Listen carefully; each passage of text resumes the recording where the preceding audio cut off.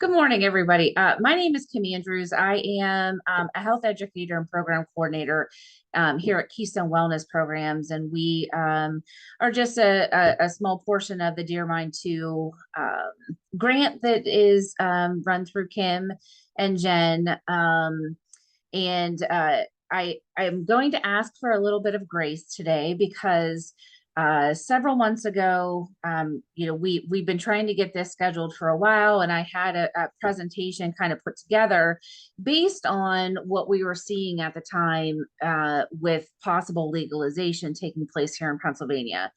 And what has taken place over the last couple of months is that all of those proposed bills that were gaining a lot of traction and having a lot of conversations have been kind of thrown out the window um, because it was not put into the governor's budget. That has changed, and it will kind of cover a little bit of that here in a bit. But it is legalization of adult use cannabis has been placed in the governor's um, budget for this upcoming year or for this particular year. And it will more than likely, probably take place here in a very short amount of time. So what we're going to cover today, and let's see if I can make this. There we go. It's a short agenda. If you have questions, please don't hesitate to ask. And in all honesty, if I do not know the answer, I am happy to find that information out and connect with you at a later time and pass that on, or give it to Kim to pass along to everybody who's on the call. But the agenda for today is we're going to talk about medical marijuana. And we touched on it slightly in the Marijuana 101 that we did a couple of months ago. But let's talk a little bit more about what has changed since the inception of it. We'll talk about legalization in Pennsylvania, kind of where we stand right now. And then if that does come through, which, as I said, it sounds like it's going to, how is that going to impact our society, and specifically those of us who deal in the realms that we deal with, whether that is drug and alcohol, family-based things, mental health, whatever it might be. All right. So let's look at the medical marijuana laws in Pennsylvania. When it was put into place, so it was about 2016 when medical marijuana was passed, and initially was passed with 17 qualifying conditions. We are now up to 24 diagnoses, and I have a slide that will explain all of those. So it has increased, and there's some controversy about the ones that have been added in the late couple of years, and we'll talk about that as well. In order to get a medical marijuana card, you do have to register on the Department of Health's website and then find a qualifying doctor.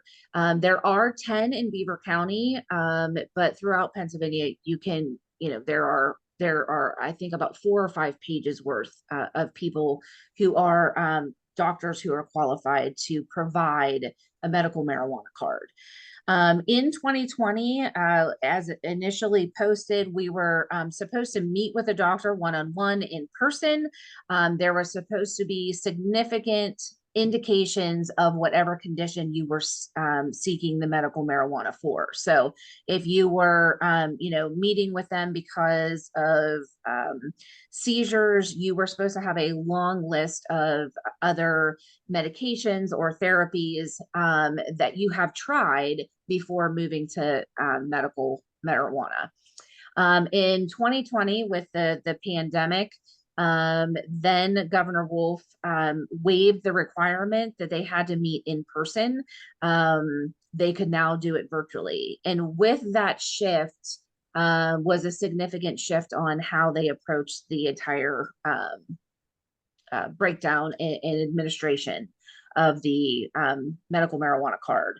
And then in 2021, they permanently waived that requirement. And And that was a recommendation made by the health department, which I found to be kind of interesting that the health department decided that that was a better way of going about it.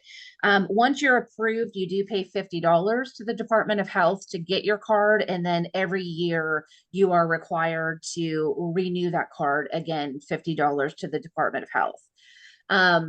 During all of this, it's important to keep in mind too that once you see a doctor for your medical marijuana card, you do not have to go back to them again until your prescription runs out. Okay. There is no like 3-month checkup, 6-month checkup that is required anymore for medical marijuana. With regular medications that you're given that would be long-term medications, we all know that that's what you have to do. Some of it's 3 months, some of it's 6 months, but there's always a checkup process. With medical marijuana, that is not what is happening.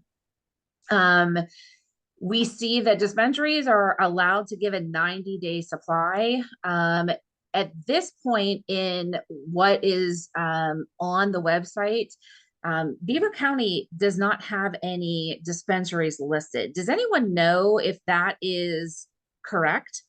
I've tried to look many, many different ways, but I never saw anyone or any dispensary listed for Beaver County. If anyone knows of anything differently, I would love to get that knowledge from you. But like I said, as far as I was able to find, there were no dispensaries listed for Beaver County. It is important to note that, go ahead, Bev. Go ahead. There are dispensaries in Beaver County. There's a new one they just opened in Center Township. Well, I don't know about just opened, but I mean, relatively recently. Okay. In Center Township. It's right across the street from the mall. And I think that was the old King's building, wasn't it? King's yeah, where King's Restaurant used to be. Tracy, I think, yes. And then they talked a lot about one in Aliquippa, but it's not in an area where I've ever drive by, so I don't know if it's there or not.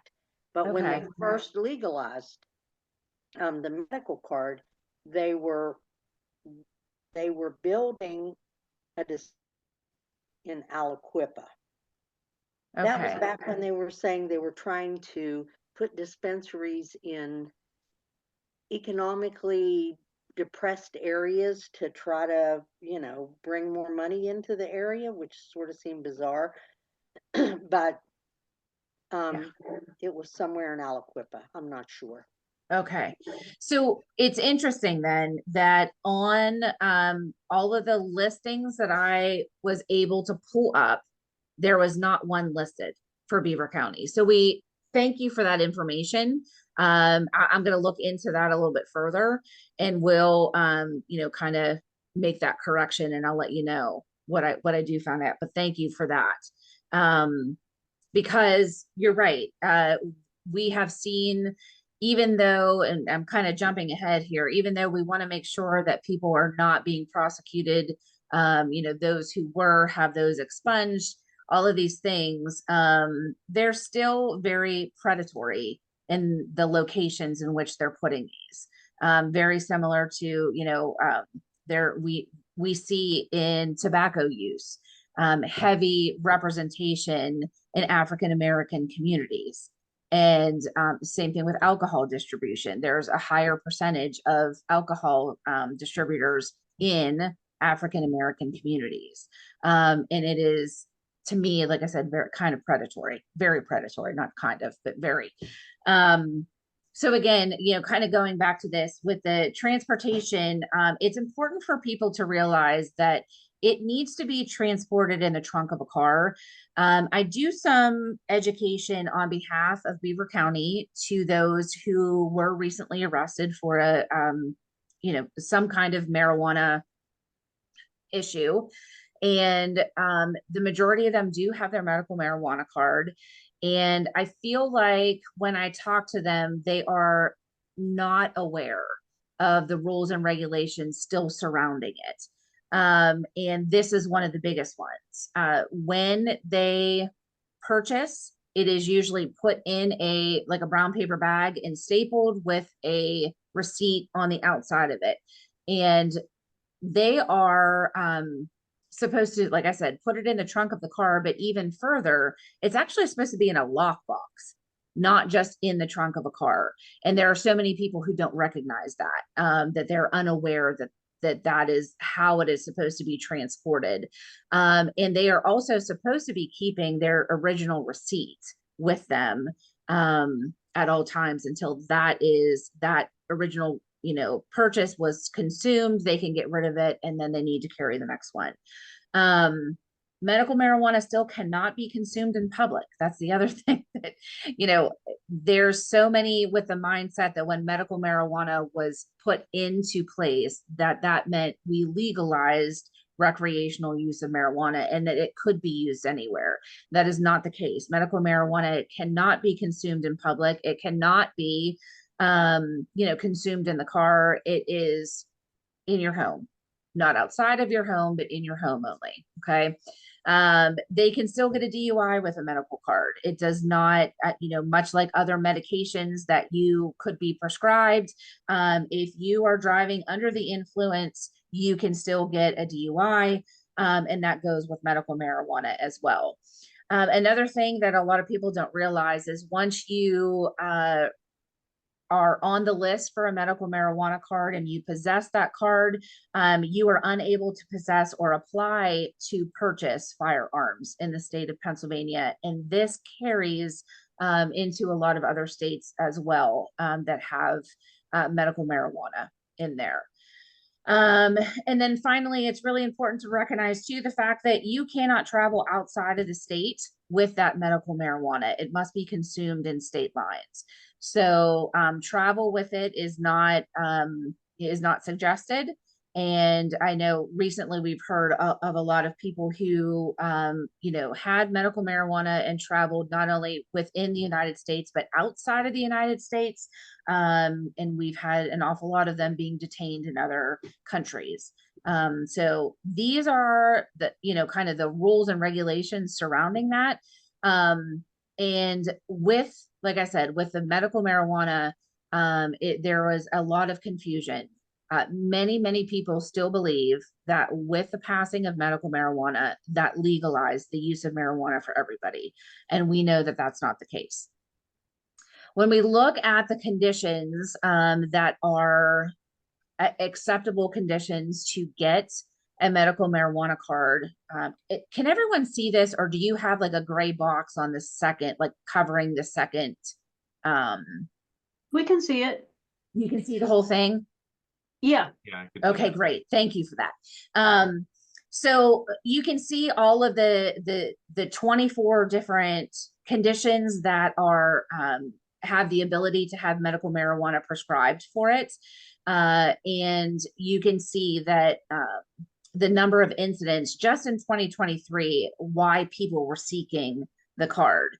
So in 2019, we added anxiety disorders, and that was added by the Department of Health. Okay. And at the time, we were one of only a few states that allowed anxiety disorders to be added to the approved list. In 2021, the most recent full year of data, doctors created more than 385,000 medical marijuana certificates. And anxiety disorders accounted for 60% of them.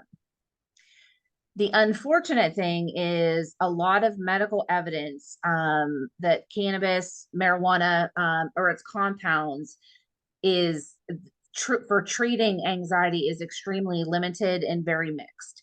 And if you were to do your own research with a lot of this, you would see that there's a lot of back and forth, and it really, in the end, goes back to who is funding the study, right? Who was backing the study. Some of the notes that I have here, a major study, a national study done in 2017 noted that regular cannabis use is likely to increase the risk for developing social anxiety disorders. And a lot of even medical marijuana leaders and at least 3 other states have rejected it as a qualifying condition, citing the lack of scientific evidence. So those doctors who are involved in medical marijuana and have the ability, there are still a handful of them that say, no, this is not where we need to be.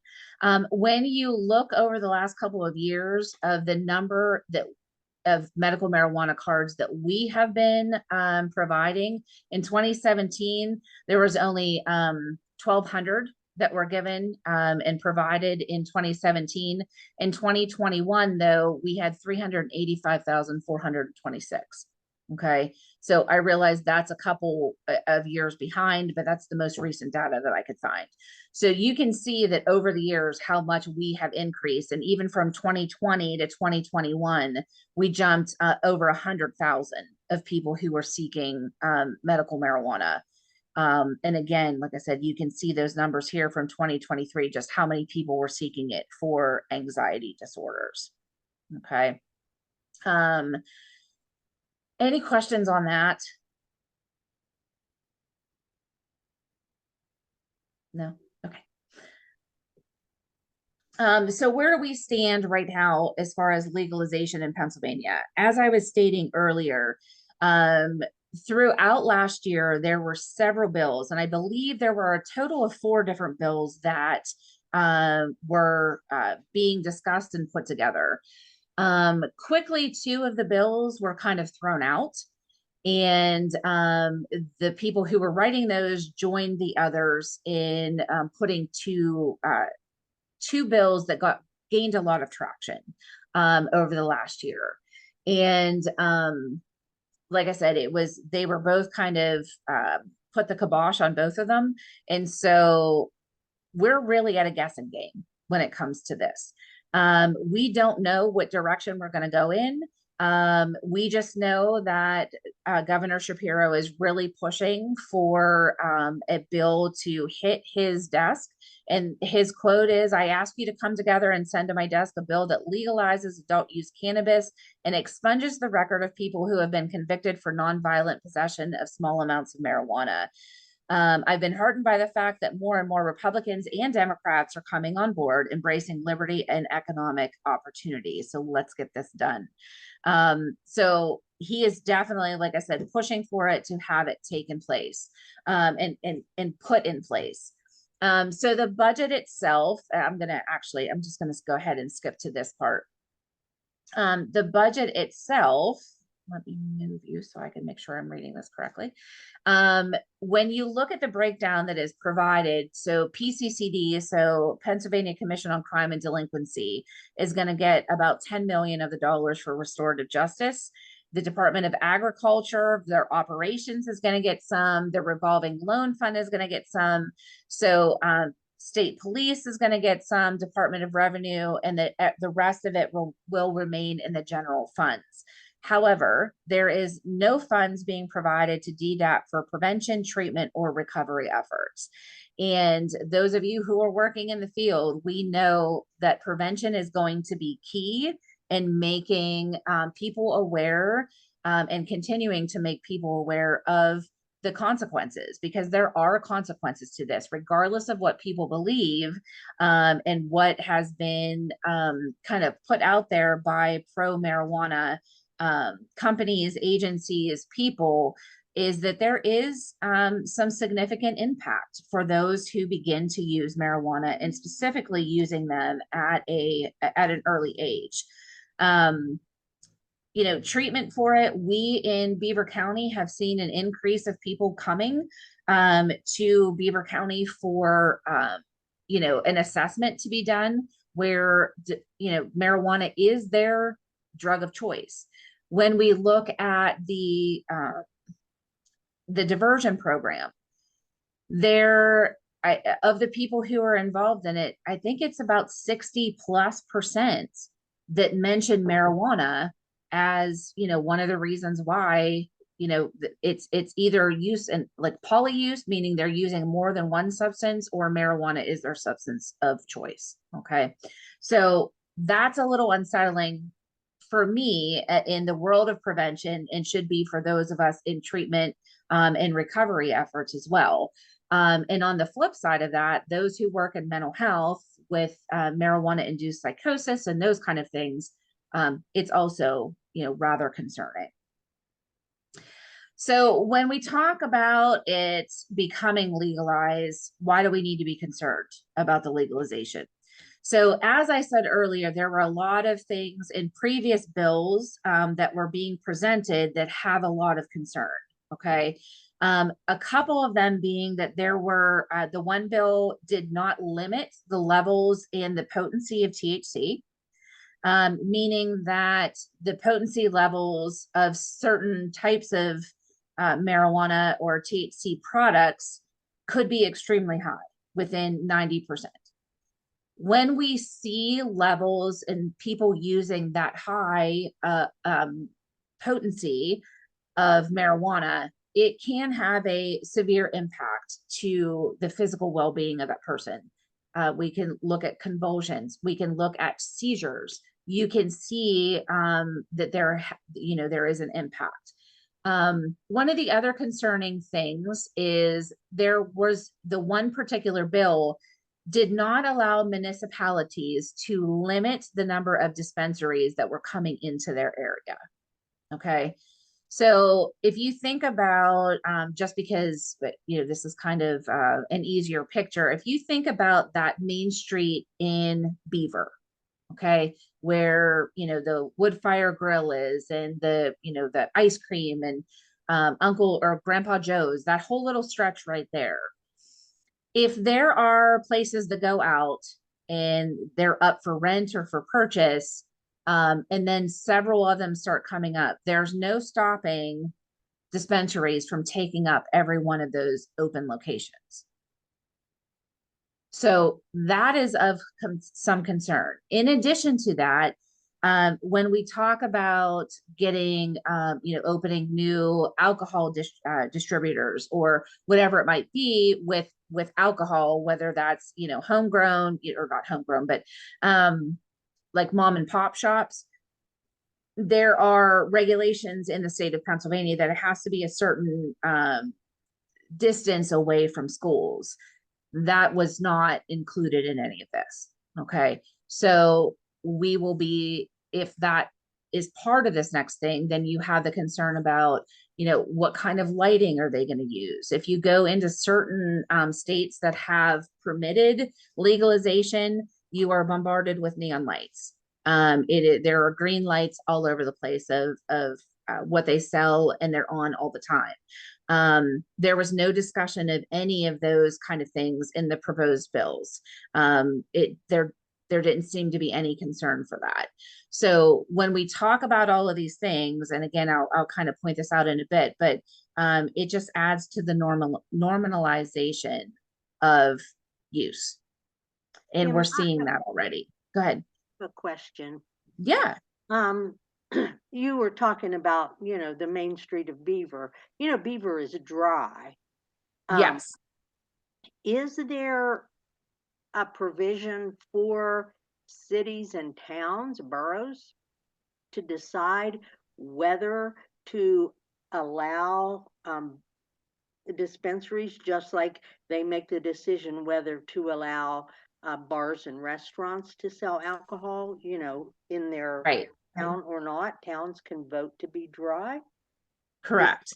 Do they have that also available to them, to towns and cities, to make that decision?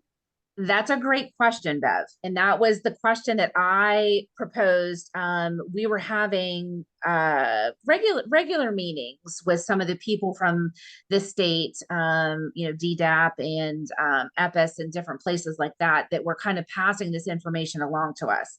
And I know that there are many cities that have those, like you said, specifically to no alcohol. Okay.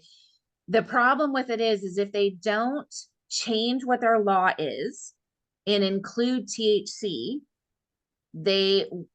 if that particular bill would come back into play, they would not have the ability to say no unless it was on their books. And even with that, there was some question as to whether or not it was still, they would still have to follow that. So that's why I said it's a concern, right? Because if there are areas that, like I said, if they have it and it's listed that there's no alcohol allowed to be sold, they need to make sure that they expand that a little bit further to try to put that protection in advance. That's the best way for me to address your question, because that was my question as well. Because you think about even locations, thinking of my dad. My dad doesn't live around here. He lives in Cambria County, but in his time as the commissioner of the little town that we grew up in, or I grew up in, he had put safeguards in to make sure that like strip districts and or strip clubs and things like that were not put into the confines of our little town. But I don't know for sure whether or not, even with those in place, that the dispensaries are definitely not going to come in. So it's something we have to kind of look at. And I have said to Kim, as soon as I get any kind of information or any possible bills, I will make sure that I have a breakdown of it, what it's all about, and make sure that we get that information out to everybody. So as I said, it's a big question right now, Bev. We're just not sure what will be in those bills that might be coming around. So it's a kind of an answer, but not. Gotcha. Yeah, I'm sorry. And I think the only other thing that I wanted to point out is that one of the bill actually prohibited discrimination against cannabis users in certain proceedings or an administrative process solely based on their legal cannabis use or possession. This is specifically to child welfare and custody hearings and lawful firearm ownership. So that was a little concerning on my end, because we do know that, alcohol is one thing that is cited in many custody hearings, that they're overconsumed, that they, may have an alcohol use disorder. But with this one particular bill that they were hoping to get passed, you're not allowed to bring that up in custody hearings or child welfare. So again, not sure where everybody really falls with what they do, but that should be of concern for CYS, right? If you have someone who is consistently using marijuana and is under the influence of marijuana, their choices are, very well could be questionable, I guess is the best way of putting it. Okay. When we talk about legalization as a whole, and with just use of marijuana, we know that there's been a lot of studies that show in our youth why we need to be concerned. Bottom line is our youth brain is not yet developed. Okay. So a lot of the things that we're seeing, goes with that age group. So educational outcomes, we know that there those who use marijuana on a regular basis have difficulty with attention, motivation, memory, and learning. And that is because the hippocampus, the filing system of your brain, is impacted by the use of marijuana. And so short-term memory, in that the time when you're learning, functioning, and stepped approaches to things, if you are using marijuana, it can have an impact on that and make that determining factor of what the brain keeps in memory and what it gets rid of. And again, that all happens in the hippocampus. They have a tendency to get lower grades, more likely to drop out, and the reduced intellectual level is what they're starting to see. We do know that adolescent marijuana use is increasing, and about 78% of the 2.4 million people who used marijuana last year were between the ages of 12 to 20. Again, right in that time frame when the brain is in the prime of being developed. As marijuana has been legalized, and we're seeing it in places, and they're seeing different forms of it, even the Delta 8s and the Delta 10s that they can see being promoted at vaping shops.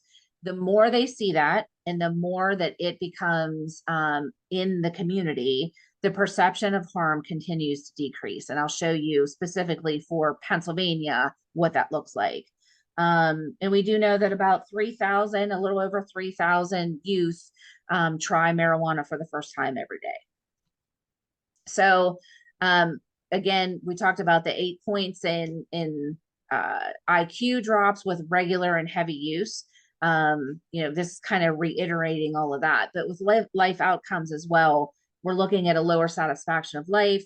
They're likely to earn less money, and more likely to be unemployed or having difficulty keeping regular employment. This is, and it might be a little bit difficult to see, but what we're seeing in the youth in Pennsylvania is that they are not smoking marijuana in the same way that those of us on this call might think that they're smoking marijuana or using marijuana at all. They are using marijuana in a liquid form in a vaping product. They're not necessarily rolling up a joint or using a bong or a blunt or anything like that. They are buying the liquid THC, which has a tendency to be of higher potency levels than what I refer to as dirt pot, like the flowers and stuff like that. And you can see that over the last couple of years, once they changed the wording of this particular question to remove hash oil and use marijuana or THC, you can see that those, that they got it. I don't know that they necessarily understood what the question was stating, but they, like I said, they did change that, and we can see in 2023 that those numbers continued to increase. So this is, just to give you an idea, this is called the PAYS survey, the Pennsylvania Youth Survey. It is done every other year with 6th, 8th, 10th, and 12th graders. Beaver County usually has a pretty robust PAYS data grouping that most of the school districts in Pennsylvania or in Beaver County do the survey. I know last year, or that in 2023 when it was done, there was some schools this last year that didn't do it, but we're hoping in the fall of 25 when it is sent back out that changes for this year. This data that we collect with this has been extremely beneficial to us in making sure that we're hitting the mark. And as far as prevention is concerned, where do we need to spend our time? And over the years, not only are we seeing that this is the way it's kind of being used with our youth, but in addition to that, we have recently had an awful lot of referrals for education in regards to gummies. So again, not how most of us who are of an older generation think kids are using marijuana. Gummies have been kind of hitting younger because they don't recognize the fact that it is has some potential dangerous effects. And it's not only Beaver County, but it's in Butler County as well. I know recently there was a call to Slippery Rock High School of a young girl who consumed a significant number of gummies and was having some massive adverse reactions. They needed to come and pick her up. And that is kind of where we see the trend going a little bit further. I actually did reach out to the epicenter at State College, who kind of puts this together, the PAYS survey, and asked them if there was any chance that again, we either add a question or change the question a little bit to include gummies. And at this point, that is not part of the conversation for this year, which is, again, unfortunate, but I also understand how difficult it is to get questions changed on this type of survey. So among 12th graders who did report vaping in the last year, over 50% of them said that they used marijuana. And you can see, use my little thing here if I can get it back over to this one. If you look at all of these statistics, right? So from 6th grade through 12th grade, when asked if their friends would disapprove of them using marijuana, you can see over the years just how far the numbers are going down. So again, what they're saying is, in 6th grade, 86 of them said, yeah, their friends would disapprove of it. But by the time they get to 12th grade, it is only, 57% of them that said that they would.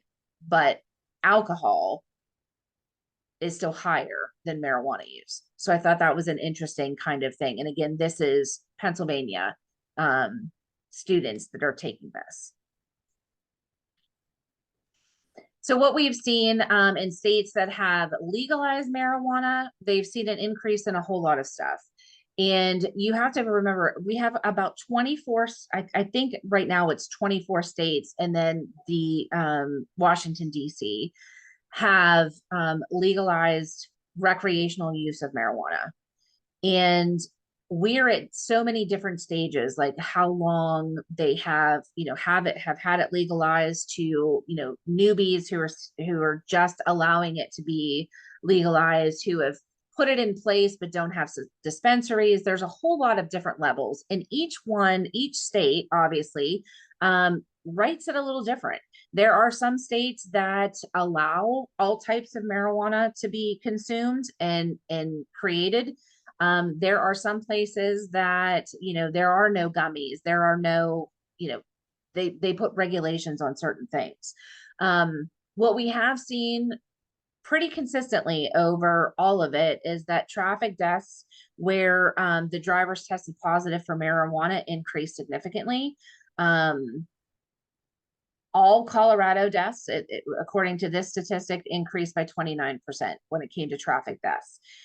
Past month use of marijuana by people 12 and older have increased, but when they break it down even further, teenagers, young adults, and adult past month use have increased across the board. What has decreased, unfortunately, is the fact that people are not really seeking treatment in the states where it has been legalized. So before, when we were seeing people a higher increase of people going in and getting help for marijuana use disorders, we're no longer seeing that. And unfortunately, marijuana has been present in more suicides in the states that have legalized marijuana. And contrary to popular belief, the black market sales of marijuana did not disappear. They haven't even dampened a little bit, because when you go to dispensaries, it's a lot more expensive. And so people recognize that and continue to purchase, marijuana on the black market. And again, I've already said this, the normalization of use, the social acceptance of use of marijuana products by youth and adults has increased significantly. It is in states where it has been legalized. You smell it.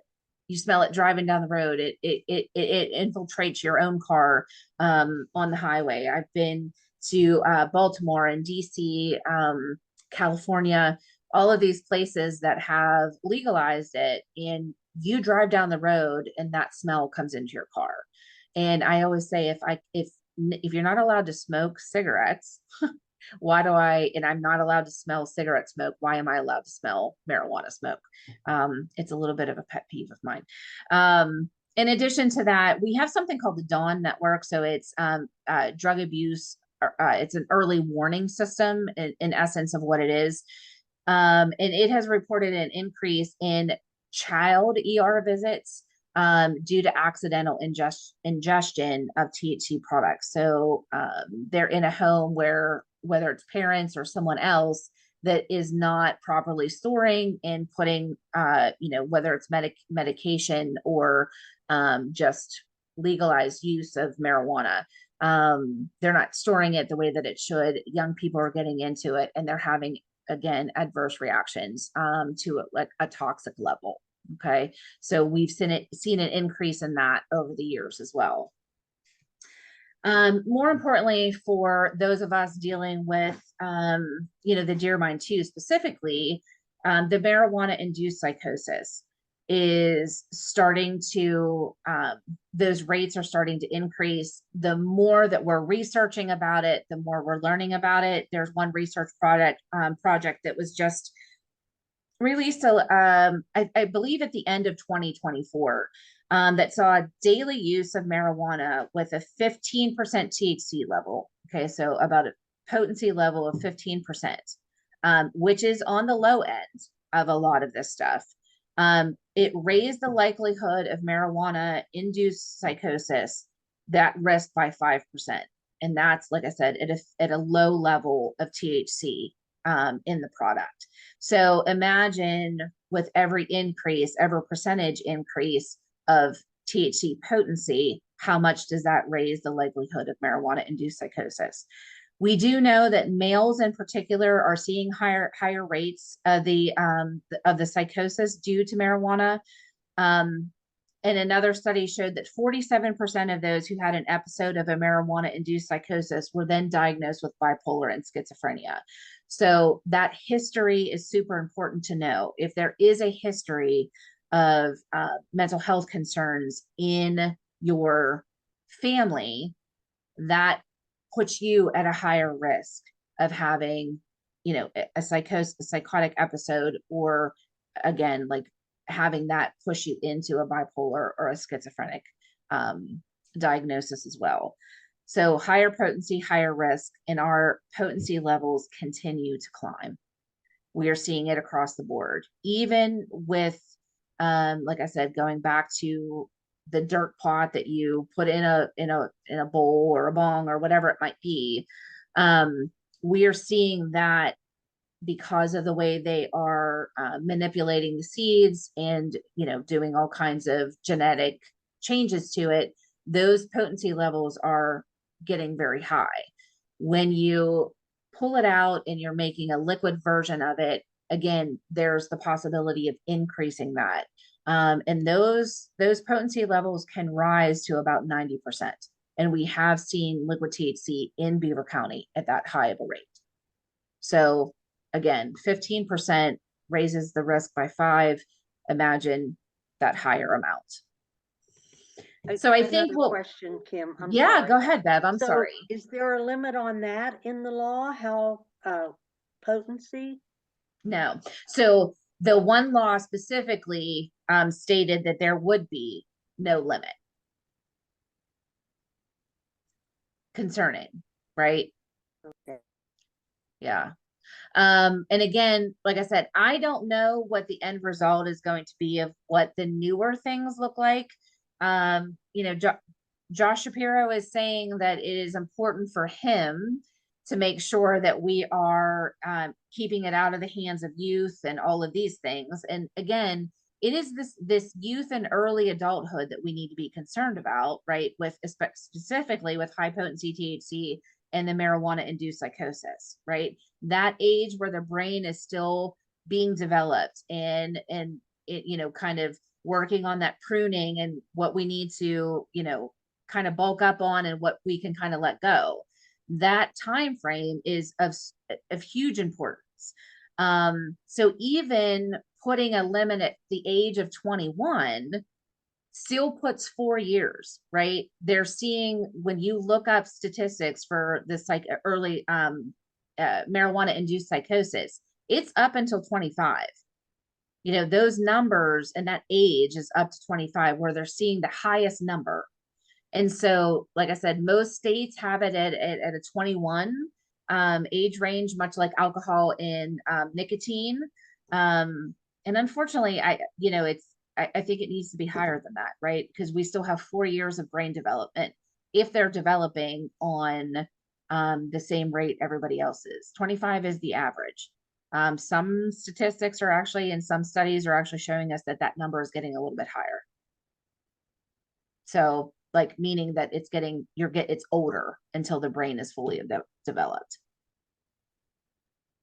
Does that answer your question, Bev? Yes, I'm sorry, I muted myself. No, that's okay. It's totally fine. So I think just the last thing we want to make sure that we're doing is providing education to communities, adults, parents, youth, that marijuana can have a significant impact on early use. And just because there is not a lot of data to show that adults older than 25 have marijuana induced psychosis, I don't think that that limits adults from experiencing that. We are definitely seeing it in that younger, that brain development, but we don't know yet, right? Because this is so relatively new to all of us. And I'll be honest with you, when you look up information, like I said to you earlier, you really need to get down to who is providing that information, who is backing the studies, because if it is a pro marijuana, they're going to skew the numbers. If it is anti marijuana, you got to take that into account too. So it is interesting to see all this stuff. And I think, like I said, the ones that I'm sticking with are those national, the ones that are coming from overseas that have a little bit of a different viewpoint on things. I actually received some information today. I didn't unpack it and add it to this because I didn't have time. But if there is anything of value from the research that was just sent to me this morning, I'll send that out to everybody as well. So that's about all that I have for this. Like I said, my hope was that I could give you some additional information on, what this potential legalization looks like for us. But at this point right now, we don't really know. But as soon as anything is provided, like I said, I'll share it with Kim and make sure that it's passed down to everybody, just to keep everyone kind of up to date on what we're seeing and hearing. Does anybody have any questions for me? I don't, but Kim, I just checked real quick because I have like the dual monitor. And the Yes. only two now listed for Beaver County are the one then that Kings, and there is one that is listed in Aliquippa. Do you know what's that location? Do you know that? Yep, Is give it me 1 second.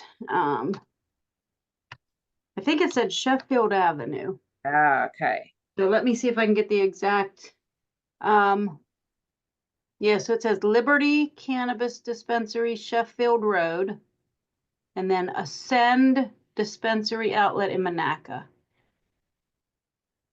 Thank you for that Oh, you're information. welcome. I just figured since I had a double screen, I could look that up real quick. But those are the only two that's listed on Google. Right. And isn't it interesting that they are pretty close to each other? Yeah. Right. I appreciate that very much. And like I said, I'm just wondering why it wasn't, neither one of them were listed on the DOH listing. And I do believe that the one that I pulled was from the medical marijuana tab on the pa.gov. Yeah, that's interesting then. Because I actually put it right in as medical marijuana, not just, and that's what popped up. I don't know. Great. Well, no, and listen, I never claimed to be queen of Google, never. It's always I feel like sometimes I hit it on the mark and I get lots of things, and other times I'm not typing in the right thing. So I appreciate that. Thank you for sharing that with me. You're very welcome. Thanks. Any other questions? I guess I am over my time frame too. Who's monitoring the like the firearms and whatever in regards to those kind of requirements? Rick, that's a great question. And I am going to dig into that because that was one that I just learned about. I did not know that you could not have firearms with a medical card. That was something new that I just learned literally within the last couple of weeks. I will look into that and I will let you know. It may be no one, to be real honest with you. That's what I was just going to say. If it's totally based on self-report. That's right. And it is a very interesting question that, like I said, as soon as I can find out some details, I will again send that out with Kim. Thank you. Mm-hmm.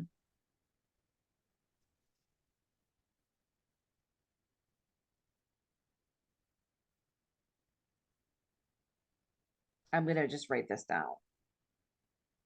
Well, thank you so much, Kim. I Thank you. knew that you would talk for longer than you told me, but that's fine. Kim, you know me too well. Thank you for And all the like I good said, it's, information. You can Thank blame you. me for talking too long because I asked No. too many questions. Bev, I would never blame you. Never blame you. I appreciate the questions, because it does kind of, set off some other questions and good conversation.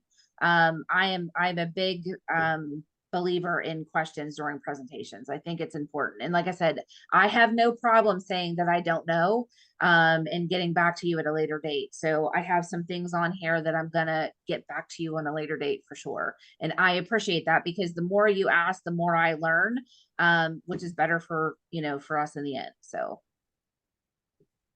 All right, thank you, everyone. thanks. Have a great day, Thank everybody. you. Yeah, You as have a well. nice, beautiful day. Yes, Thank you. enjoy. Bye-bye.